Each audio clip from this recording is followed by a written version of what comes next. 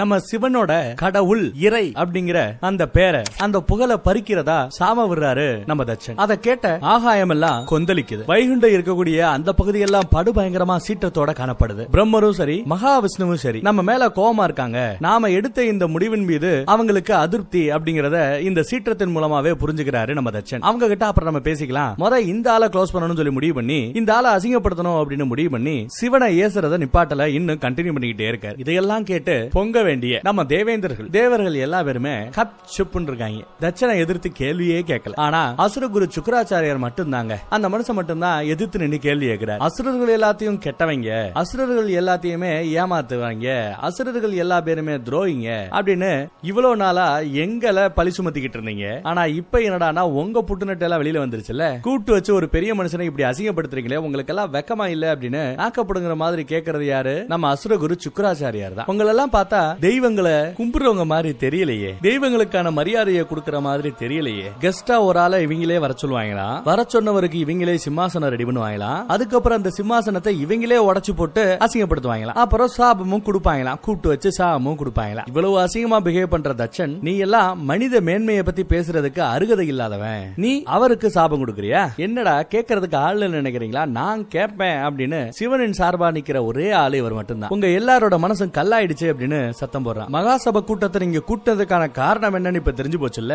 சிவனை இப்படி பழிக்கிறதுக்காகவும் சிவனுக்கு இந்த மாதிரி சாபம் கொடுக்கணும்ன்றதுக்காக தான் இந்த சபை கூட்டமா? இது எல்லாத்தையுமே முழுக்க நான் எதிர்க்கிறேன். இந்த தீர்மானத்தை நான் அப்ஜெக்ட் பண்றேன், ஒத்துக்க முடியாது அப்படின்னு பேசுறான். இப்ப நீங்க பண்ணது மிகப்பெரிய பாவம். இந்த பாவத்துக்கு இந்த இடத்துல வச்சு உங்க எல்லாரையும் நான் தண்டிக்க போறேன் அப்படின்னு கோவத்துல பொங்குறா. அதே சமயம் அந்த பக்கம் பிரகுமுனிவர் இருப்பாப்ல, அவரு தம்பி கொஞ்சம் சத்தமா பேசாத, ஆவேசப்படாம பேசு, ஓவரா வார்த்தையை விட்டேன்னா அப்புறம் பிரச்சனை பெருசா போயிடும் பாத்துக்க அப்படின்னு மிரட்டுறாரு. நீ என் தெய்வத்தை பத்தி ஏசுன்னு ஏசுவ, அதெல்லாம் பார்த்து நான் கேட்டுட்டு சும்மா இருக்கணுமோ? வாயா பிரச்சனை பெருசாகட்டும் பாத்துக்கலாமியா அப்படின்னு இவரும் சத்தம் போடுறாரு. இப்படி இவங்க ரெண்டு பேருக்கு நடுவுல சண்டை கொஞ்சம் பெருசாக போறத பார்த்து பொறுக்க முடியாத நம்ம சிவன் சூலாயுதத்தை அப்படியே கொஞ்சம் இறுக்கி பிடிக்கிறார். இந்த பக்கம் நம்ம சுக்கராச்சாரியார் ஏற்கனவே ராணுவத்தை வெளியில நிப்பாட்டி இருந்தார் இல்லையா, அந்த ராணுவத்தை பார்த்து தாக்குங்கள் அப்படின்னு வாளை ஏந்தி அப்படியே உத்தரவு கொடுக்க போற அந்த சமயத்துல சுக்கராச்சாரியரே அப்படி எதுவும் செஞ்சிடாதீங்க அப்படின்னு நம்ம சிவன் சத்தம் போடுறார். சற்று பொறுங்கள் அப்படின்னு ஓங்குன கைய கீழே இறக்க சொல்றாரு நம்ம சிவன். அதை கேட்ட நம்ம குருநாதருக்கு ஒரு மாதிரி ஆயிடுது. யாருக்கு? நம்ம அசுரகுரு சுக்கராச்சாரியருக்கு. இவங்களுக்காகவா நீங்க பறிஞ்சு பேசுறீங்க?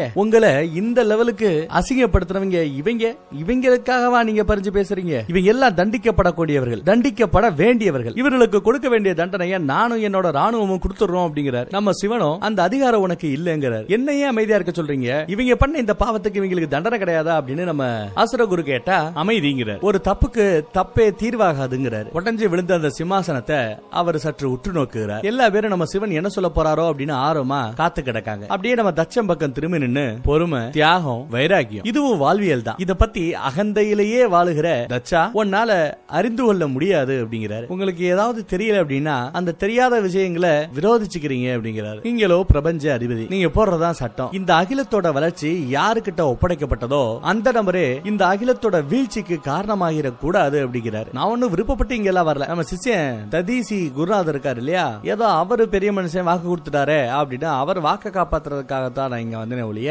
இதெல்லாம் நடக்கும் இப்படி எல்லாம் நீங்க அசிங்கப்படுத்துவீங்க எனக்கு ஏற்கனவே தெரியுங்கிறாரு நம்ம சிவன். பிரபஞ்ச அதிபதியா நீ இருக்கிறதுக்கு தகுதியே இல்ல அப்படிங்கிறாரு நம்ம ததீசி. அதுக்கு நம்ம சிவன் உலக ஆசைகளையே திறந்தவனா, கேவலம் இந்த சிம்மாசனத்துக்காக வேணா கோவப்படுவேன், இது எதுவும் எனக்கு தேவையில்லை அப்படிங்கிறாரு. நம்ம பிரபஞ்ச அதிபதி எல்லாத்துக்கும் சட்ட திட்டத்தை வகுத்திருக்காரு. அந்த சட்ட திட்டத்தை நீங்களும் ஃபாலோ பண்றீங்க அப்படின்னு எனக்கு தோணுது. எனக்காக யாரும் வக்காலத்தை வாங்க வேண்டிய அவசியம் இல்ல, இது எதுவுமே எனக்கு காயப்படுத்தாது. ஆனா இந்த மகாசபை கூட்டம் கூட்டப்பட்டதே என்ன அசிங்கப்படுத்துறதுக்காகத்தான் அப்படிங்கிறது இப்ப எல்லாருக்கும் தெரிஞ்சிருச்சு இல்லையா. இதுக்கப்புறம் எனக்கு இங்க வேலை இல்லை இல்லையா, நான் கிளம்புறேன் அப்படின்னு அப்படியே அந்த புகைக்கு மத்தியிலேயே நம்ம சிவன் அங்க இருந்து மறைஞ்சிடறாரு. அதே சமயம் வானம் இன்னும் பிரளயமா தான் இருக்கு. திடீர்னு ஒரு அசரீதி, ஒரு வாய்ஸ் கேக்குது, தட்சா பிரம்மலோகத்துக்கு உடனே வா, வந்து என்ன பாரு அப்படின்னு நம்ம பிரம்மரே சத்தம் போடுற மாதிரி ஒரு அசரீதி கேக்குது. கேஸ் எஸ்கலேட் ஆகி பிரம்மதேவர் வரைக்கும் போயிடுச்சு போல. இந்த பிரபஞ்ச அதிபதி தட்சனோட அப்பா தான் பிரம்மதேவர் இல்லையா. தட்சனும் அதற்கு தயாரா தான் இருக்கான். நான் பண்ண இந்த பிரச்சனைக்கு கண்டிப்பா என்ன 4 பேர் கேட்பாங்கன்னு எனக்கு தெரியும், அதை எப்படி ஃபேஸ் பண்ணணும் வைக்கணுங்கிறது எனக்கு தெரியும், நான் பாத்துக்கிறேங்கிறாரு நம்ம தட்சனும். இந்த பக்கம் ஒரு வழியா துளசிக்கு அந்த கல்யாணம் நல்லபடியா நடந்து முடிஞ்சிருச்சு. துளசிக்கும் அந்த சாலி கிராமத்துக்கும் நல்லபடியா நடந்து முடிஞ்சிருச்சு. இன்னும் சிவலிங்கமாவே கிருஷ்ணரோட கல்ல அவ பாத்துக்கிட்டு இருக்கா. கல்யாணம் முடிஞ்சு போயிடுச்சுன்னு ரொம்ப நேரமாச்சு புரோகிதர்கள் எல்லாம் அனௌன்ஸ்மெண்ட் கொடுத்து. ஆனா அதுக்கப்புறமும் சிரிச்சபடியே அதையே பாத்துக்கிட்டு இருப்பா, சிவலிங்கமா நினைச்சு பாத்துக்கிட்டு இருக்கா. அப்புறம் தான் சுயநிலவுக்கே திரும்புவா. அந்த பக்கம் நம்ம ததீசி சிவனின் சார்பா கொஞ்சம் வாக்குவாதம் பண்றாரு. அந்த இறைவன் கிட்ட இருந்து இறை அப்படிங்கிற அந்த பதவியை நீ புடுங்கலாம், அவருக்குன்னு வைக்கப்பட்டிருந்த இந்த சிம்மாசனத்தை நீ புடுங்கலாம், சேதப்படுத்தலாம். ஆனா எல்லாரோட நெஞ்சிலையும் குடியிருக்கக்கூடிய அந்த சிவனை எங்க நெஞ்சில இருந்து எப்படி உன்னால பிடுங்க எறிய முடியும்? எப்படி உன்னால இந்த சிம்மாசனத்தை அழிச்ச மாதிரி எங்க நெஞ்சை அழிக்க முடியும்? முடியாது அப்படிங்கிறாரு ததீசி. இந்த மகாசபை கூட்டத்தினை கூட்டுவ அப்படிங்கிறது எங்களுக்கு தெரியும், ஆனா இந்த அளவுக்கு மோசமா நீ பண்ணுவ அப்படின்னு நான் கொஞ்சம் கூட நினைச்சு கூட பார்க்கல. முழுக்க முழுக்க இது சதி திட்டம் தானா? சிவனை இங்க வர வைக்கணும், அவரை சபிக்கணும், அவரை அசிங்கப்படுத்தணும், வரலாற்றுல இதை பத்தி எல்லாரும் பேசணும்னு சொல்லிவிட்டு இவ்வளவு கேவலமா யோசிச்சிருக்கீங்களே அப்படின்னு சொல்லி எல்லாரையும் திட்டுறாப்ல. சிவங்கிட்ட போய் தப்பு நடந்து போச்சு என்ன மன்னிச்சுக்கங்கய்யா அப்படின்னு கெஞ்சிறாரு. மனதார அந்த சிவனை நினைச்சு கெஞ்சிக்கிட்டு இருக்காரு. அந்த சிவனை நினைச்சு இதுக்கு எனக்கு சம்பந்தம் இல்ல, என்ன மன்னிச்சுக்கங்கய்யா அப்படின்னு கேக்குறாரு. அதே சமயம் அந்த பக்கத்துல அரண்மனையில இன்னொரு பூஜை ஏதோ நடக்க போதான். அந்த பூஜையில புருஷனும் பொண்டாட்டியமா அங்க உட்காரணுமா, சந்திரனும் ரோகிணியும் உட்கார்றாங்க. அப்படி உட்காரும் போது என்ன நான் வந்ததுல இருந்து பாக்குறேன், எல்லா வேலையும் நம்ம ரோகிணி தான் இழுத்து போட்டு பண்ணிக்கிட்டே இருக்கா. ரேவதி நீ ஒரு வேலையை கூட பண்ண மாட்டேங்கிற, ஜாலியா தனியா உட்காந்துக்கிட்டு எல்லா சேட்டையும் பண்ணிக்கிட்டு இருக்க. நீ எல்லாரும் வேலை செஞ்சுக்கிட்டு இருக்கும் போது நீ மட்டும் ஜாலியா இருக்கிறது எந்த விதத்துல நியாயம்? வா வந்து உட்காரு, இந்த தடவை இந்த வேலையை நீ தான் செய்யணும் அப்படிங்கிற மாதிரி சொல்லிட்டு ரோஹிணி அங்க இருந்து கிளப்பி ரேவதியை உட்கார வச்சு ரேவதியோட சேலையையும் சந்திரரோட ட்ரெஸ்ஸையும் சேர்த்தாப்ல அப்படியே முடிச்சு போட்டு விடுறா. இன்னைக்கு இந்த வேலை முடிகிற வரைக்கும் நீ இங்கதான் இருக்கணும் அப்படிங்கிற மாதிரி சத்தம் போறாரு. யாரு? நம்ம மாதங்கி சத்தம் போடுறாங்க. அதே சமயம் அந்த பக்கத்துல பிரம்மரை பாக்குறதுக்காக நம்ம தச்சன் புறப்படுற சமயம் பிரம்மரை பாக்குறதுக்கு முன்னாடி, பிரம்மரை போய் மீட் பண்றதுக்கு முன்னாடி மந்திரி மூலமா ஒரு மடல் எழுதுறாரு. ஒரு கடிதத்தை எழுதி அதுவும் தன்னோட பொண்ணு கிட்ட கொண்டு போய் கொடுக்கணும் அப்படின்னு சொல்லி அதுக்கப்புறம் இவரு பிரம்மரை பாக்குறதுக்காக பிரம்மலோகத்துக்கு போறார். இந்த பக்கம் அவர் எழுதி கொடுத்த அந்த மடலை எடுத்துக்கிட்டு அமைச்சர் அரண்மனைக்கு வந்து சேர்றார். இந்த மாதிரி மகாசபை கூட்டம் இனிதே நல்லபடியா முடிஞ்சிருச்சு, ஆனா ஒரு முக்கியமான செய்தியை நான் எடுத்துட்டு வந்திருக்கேன். பட் இத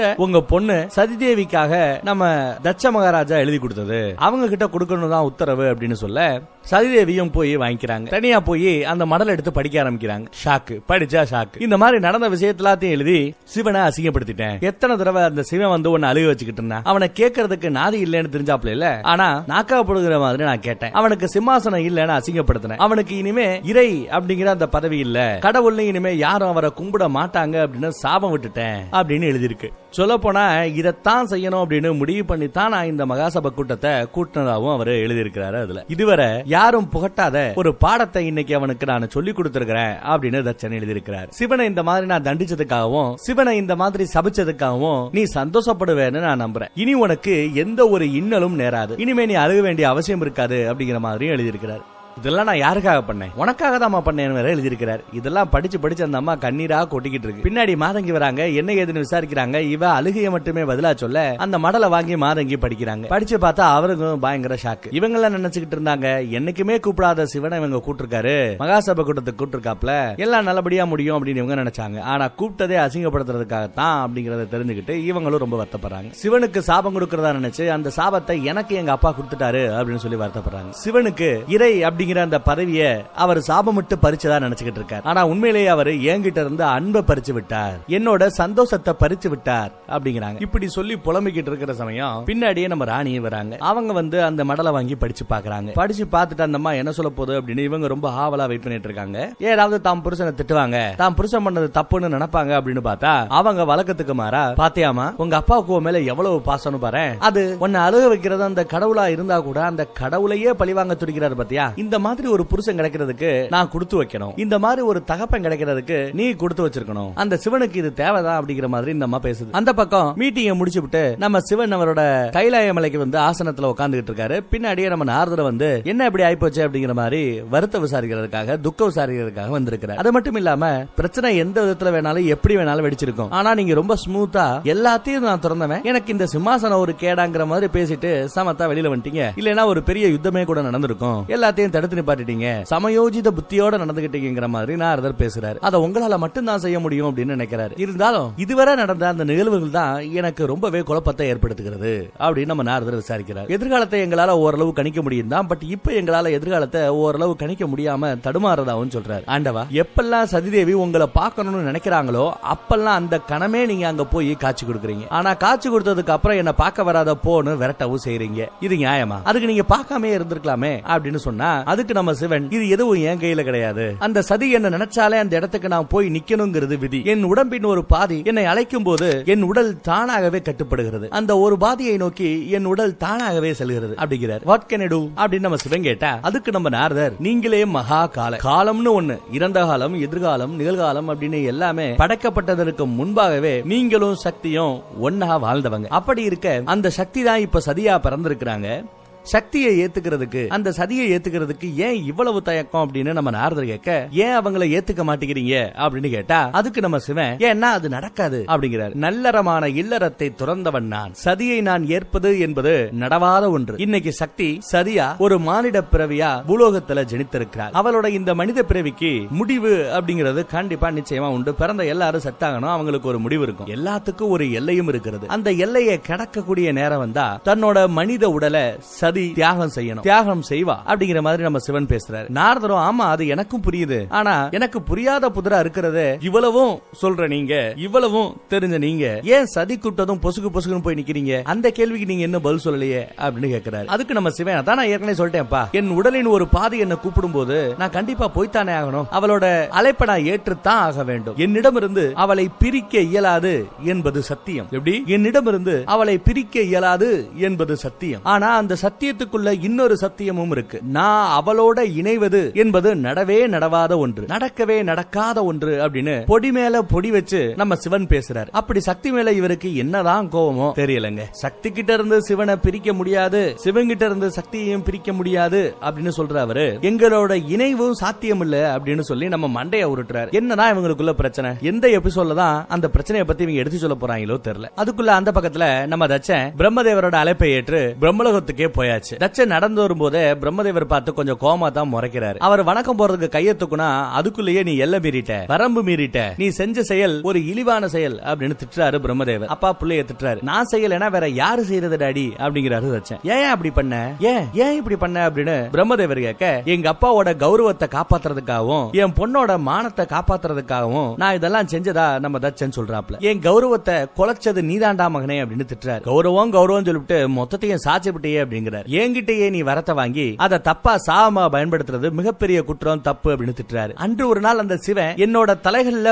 ஒரு தலையை தான் வெட்டினாரு, ஆனா இன்னைக்கு என்னமோ என் பிள்ளையால என்னோட எல்லா தலைகளும் வெட்டப்பட்ட மாதிரி தான் உணர்றதா பிரம்மதேவரே திட்டுறாரு புள்ளைய. நீ இன்னைக்கு எது உன் பொண்ணுக்கு நல்லதுன்னு நினைக்கிறியோ அதுவே நாளை பின்ன உன் பொண்ணுக்கே கெட்டதா போய் கூட முடியறதுக்கு வாய்ப்பு இருக்கு அப்படிங்கிறாரு பிரம்மதேவர். புள்ள பாசத்துல உன் பிள்ளையோட பிறப்பின் ரகசியத்தை நீ மறந்துட்டியா? சதியோட பிறப்பின் ரகசியத்தை நீ மறந்துட்டியா? முழிச்சுக்கோ, எல்லாத்தையும் மறந்துட்டியா? எல்லாத்தையும் உனக்கு ஞாபகப்படுத்தணுமா அப்படின்னு கேட்கிறார். நீ பல வருஷம் விடாது அந்த சக்தியை நோக்கி தவம் இருந்த, உன் தவத்தின் பலனாய் சக்தியே உன்னாடி வந்து என்ன வர வேணும் அப்படின்னு கேட்டாங்க. நீங்களே வந்து எனக்கு பிள்ளையா பிறக்கணும் அப்படின்னு நீயும் அவங்க கிட்ட கெஞ்சின. அவங்களும் சரி ஓகே அப்படின்னு சொல்லி உனக்கு அதை வரமா கொடுத்து உனக்கே பிள்ளையா அந்த சக்தி இப்போ பிறந்திருக்காங்க. இதெல்லாம் எதுக்கு நடக்குதுன்னு நினைக்கிற? எல்லாம் வல்ல அந்த சிவன் உன் பொண்ணை கட்டிக்கிட்டு மனித வாழ்க்கை வாழணுங்கிறது விதி. இது எல்லாம் உன் மூலமாகத்தான் நடக்கணும் அப்படிங்கறதும் விதி. இதுக்கு எல்லாத்துக்கும் அன்றைக்கே நீ அந்த வரத்தை கேட்டு விதைய உண்ணுன. இப்ப விதை விருட்சமா வளர்ந்து நிக்குது. இந்நேரத்துல போய் பலி பகன்னு சொல்லி பேசுறது நியாயமா அப்படின்னு கேட்கிறாரு பிரம்மதேவ். இனி நீ எத்தனை முட்டாள்தனம் செஞ்சாலும் காலத்தின் கோலத்தை உன்னால மாத்த முடியாது. சக்தியை தேடி சிவனும், சிவனை தேடி சக்தியும் போறது இயற்கை அப்படிங்கிறாரு, விதிங்கிறாரு. இதை நீ தடுக்க நினைச்சா அழிஞ்சு போவடா அப்படின்னு எடுத்து சொல்றாரு. சிவனின் மீதான அந்த பகையை நிப்பாட்டு. என் தலையத்தனை வெட்டினாப்ல நானே அதெல்லாம் போனா போகுது அப்படின்னு பேசிக்கிட்டு இருக்கேன், உனக்கு என்ன பிரச்சனை அப்படின்னு புள்ளை கிட்ட பேசுறாரு. இது எல்லாத்தையும் தாண்டி நான் செய்யறதுதான் செய்வேன், நீ செஞ்சேன்னா கண்டிப்பா நீ வருத்தப்பட விடாமனே அப்படிங்கிறாரு. அதுக்கு நம்ம தச்சன் புள்ள மேல, ஆஹா அப்பாவுக்கு எம்புட்டு அக்கறை அப்படியே இருந்துகிட்டோம், உங்க அக்கறைக்கு எனக்கு ரொம்ப நன்றி, ஆனா நான் செய்யறது தான் செய்வேன் அப்படிங்கிறாரு நம்ம தச்சன். என்ன எனக்கு சின்னதா ஒரு வருத்தம், உங்க புள்ளைய நீங்க இன்னும் புரிஞ்சுக்கலையே அப்படிங்கிறாரு. உங்க புள்ள ஒரு மேட்டரை மனசுல நினைச்சிட்டாரு அப்படின்னா அந்த ஆண்டவனே வந்து சொன்னாலும் கேட்க மாட்டேன் அப்படிங்கிறது உங்களுக்கு நல்லாவே தெரியும். என்ன இனி மாத்த முடியாதுங்கிறாரு தச்சன். நான் மாற மாட்டேன் அப்படிங்கிறாரு தச்சன். சதியோட இந்த மனித பிறப்புக்கு காரணங்கள் 1000 காரணங்கள் இருக்கலாம், ஆனா அவ பிறந்தது என்னோட பொண்ணு, அவ வாழ்க்கையை தீர்மானிக்க போறது நான் தான், வேற யாரும் இல்ல, வேற எதுவும் இல்ல அப்படிங்கிறாரு. அவ ஏன் பொண்ணு, அவள் மீதான உரிமை எனக்கு தான் அதிகம் உண்டு அப்படிங்கிறாரு. அவ பிறந்ததற்கான அந்த காரணத்தையே நான் மாத்தி அமைப்பேன் அப்படிங்கிறாப்ல. அவளோட எதிர்காலத்தை எப்படி போகணுங்கிறதையும் நான் தான் முடிவு பண்ணுவேன் அப்படிங்கிறாரு. என்கிட்ட இருக்கிற சக்திகளை அத்தனையும் பயன்படுத்தி அவளோட எதிர்கால பாதையை நான் அமைப்பேன் அப்படிங்கிறாரு, மாத்துவேன் அப்படிங்கிறாரு. அஸ்திவாரம் நான் போட்டேன், கட்டடமும் என் இஷ்டத்துக்கு நான் தான் கட்டுவேன் அப்படிங்கிறாரு நம்ம தச்சன். அதை சாதிக்க என் மனசுல இருக்கிறத சாதிக்கிறதுக்கு குறுக்கால வர எதையுமே நான் விட்டு வைக்க மாட்டேன், பிடுங்கி எறிவேங்கிறாரு. நானே போட்ட சட்டதிட்டங்களை அதுக்காக மாத்த வேண்டிய நிலைமை வந்தா கூட அதை மாற்றுவதற்கு தயங்கவும் மாட்டேங்கிறாரு. அதனால அந்த சக்தியை இந்த சிவனோட இணைய விட மாட்டேன் அப்படிங்கறதுல ரொம்ப தீர்மானமா பதில் சொல்றாருங்க. பிறந்தது சக்தி தான் அப்படின்னு தெரிஞ்சும் சிவனையும் சக்தியையும் சேர்த்து வைக்க மாட்டேன் அப்படிங்கறதுல ரொம்ப குறிக்கோளா இருக்காப்ல தச்சன். அந்த பக்கத்துல பார்த்தா ரேவதியையும் சந்திரனையும் சேர்ந்தாப்புல உட்கார வச்சு ஏதோ சடங்கு பண்ணிட்டு இருந்தாங்கல்ல. ஒரு கேப் கிடைக்க அந்த கேப்ல சந்திர ரேவதியை தரதரன்னு தனியா இழுத்துட்டு வந்து அவங்க ரெண்டு பேருக்கு நடுவுல போட்டுருக்கிற அந்த முடிச்சு அவுத்து விடுறாப்ல. இருக்கு இந்த நாடகம் உனக்கு எனக்கு செட் ஆகுதுன்னு உனக்கு நல்லா தெரியும்ல. நீ இப்படி வருத்தப்பட்டு இருக்க காரணம் நான் இல்ல, உங்க தகப்பன். நான் உண்மையிலேயே காதலிச்சது கல்யாணம் பண்ணணும்னு ஆசைப்பட்டது ரோகிணியை தான். யோ பொண்ணுகுடியா அப்படின்னு உங்க அப்பா கிட்ட வந்து கேட்டேன். ஆனா உங்க அப்பா சும்மா இருப்பாப்லையா? ரோகிணியை கட்டிக்கோ, ஆனா ஒரு கண்டிஷன், கூடவே ரேவதியையும் கட்டிக்கணும்னு ஒரு கண்டிஷனை போட்டு உன்னை ஏன் தலையில கட்டினாரு. இப்ப நீ படுற எல்லா கஷ்டத்துக்கு காரணம் உங்க தகப்பன் தான், நான் கிடையாது. ஏதாவது கேட்கறதா உங்க அப்பா கிட்ட போய் கேளு அப்படின்னு சொல்லிட்டு கட்டன் டேட்டா பேசுறாப்ல நம்ம சந்திரன். இப்படி இவங்க பேசுற மேட்டரை கொஞ்சம் தூரத்துல இருந்து நம்ம சதி நோட் பண்ணிட்டு தாங்க இருக்காங்க. குறுக்க போல நோட் பண்ணிட்டு தான் இருக்காங்க. எது எப்படியோங்க ஆயிப்போச்சு, நான் உங்க பொண்டாட்டி ஆயிட்டேன். ஒரு கணவனா ஒரு பொண்டாட்டிக்கு செய்ய வேண்டிய அந்த காரியங்களை அந்த கடமைகளை செய்யணும்னு உங்களுக்கு தோணலையா? ஒரு புருஷனா நீங்க செய்ய வேண்டியது செய்யணும்னு உங்களுக்கு தோணலையா அப்படின்னு அழுதுகிட்டே கேக்குறாங்க. இதெல்லாம் அன்னைக்கே யோசிச்சிருந்தா உங்க தகப்பன் உன்னை என் தலையில கட்டியிருக்க வேண்டிய அவசியம் இல்லையே அப்படிங்கிறாரு நம்ம சந்திரன். உன் தடுமாற்றத்துக்கு காரணம் நான் இல்ல, உங்க அப்பன் தான் அப்படிங்கறதுல ரொம்ப கட்டன் டேட்டா பேசுறாப்ல. நடந்த இந்த கூத்த நினைச்சு வருத்தப்பட்டுக்கிட்டு அப்படியே நம்ம சதிதேவி அங்க இருந்து கடந்து போறாங்க. சந்திரனுக்கும் ரேவதிக்கும் நடக்கிற இந்த பிரச்சனை ஒரு பக்கம், இன்னொரு பக்கம் இவங்க அம்மா இதெல்லாம் பண்றது யாருக்காக? உனக்காக தான் மகளே, பெத்த பாசத்துலதான் இதெல்லாம் செஞ்சுக்கிட்டு இருக்காரு, உன்னோட நல்லதுக்கு தான் செஞ்சுக்கிட்டு இருக்காரு அப்படி இப்படின்னு கொஞ்சம் நேரத்துக்கு முன்னாடி அந்த அம்மா டயலாக் விட்டு போச்சுல்ல, அதையும் கம்பேர் பண்ணி பாக்குறாங்க. நல்லது பண்றேன்னு சொல்லிட்டு பொண்களோட வாழ்க்கையை கெடுக்கிறாப்ல அப்படிங்கறத அவங்க புரிஞ்சுக்கிறாங்க, வருத்தப்படுறாங்க. மாதங்கி ஒரு பக்கம் பேசுனதை நினைக்கிறாங்க, அம்மா ஒரு பக்கம் பேசுனதை நினைக்கிறாங்க, அப்பா ஒரு பக்கம் பேசுனதை நினைக்கிறாங்க. மனதில் ஏகப்பட்ட குழப்பம், சஞ்சலம், கவலை. அப்படியே அந்த கவலையோடய அவங்க நடந்து போய்கிட்டு இருக்கும் போது எப்ப இவங்க கஷ்டப்படுறாங்களோ, எப்ப இவங்க கவலைப்படுறாங்களோ, அப்ப இவங்களையும் அறியாம இவங்க நம்ம சிவனை அழைக்கிறாங்க. அந்த பக்கம் அழைப்பு வந்ததுமே நம்ம சிவனும் அங்க போய் காட்சி கொடுக்கிறார். அப்படித்தான் இப்பயும் எதுக்க காட்சி கொடுக்க, அதுவும் எங்க தட்சனோட அரண்மனையிலேயே காட்சி கொடுக்க, சிவனை பார்த்ததும் அப்படியே ஓடி போய் அவங்கள கட்டி பிடிச்சுக்கிறாங்க. யார? நம்ம சிவனை கடவுளையே கட்டி பிடிச்சு அவரோட நெஞ்சில தன்னோட முகம் பதிகிற மாதிரி கட்டி பிடிச்சு அப்படியே அந்த இடத்துல அவங்களோட கவலைய மறந்து அவரை ஆற தழுவிக்கிறாங்க. அப்படியே கேமராவில இருந்து ஒரு போக்கஸ், ஒரு ரவுண்ட் அடிக்கிறாங்க. இவங்க ரெண்டு பேரையுமே மாத்தி மாத்தி காமிக்க இந்த எபிசோடு இந்த இடத்துல முடியுது. அடுத்து என்னங்கறத நெக்ஸ்ட் எபிசோட்ல பார்ப்போம். தேங்க்யூ.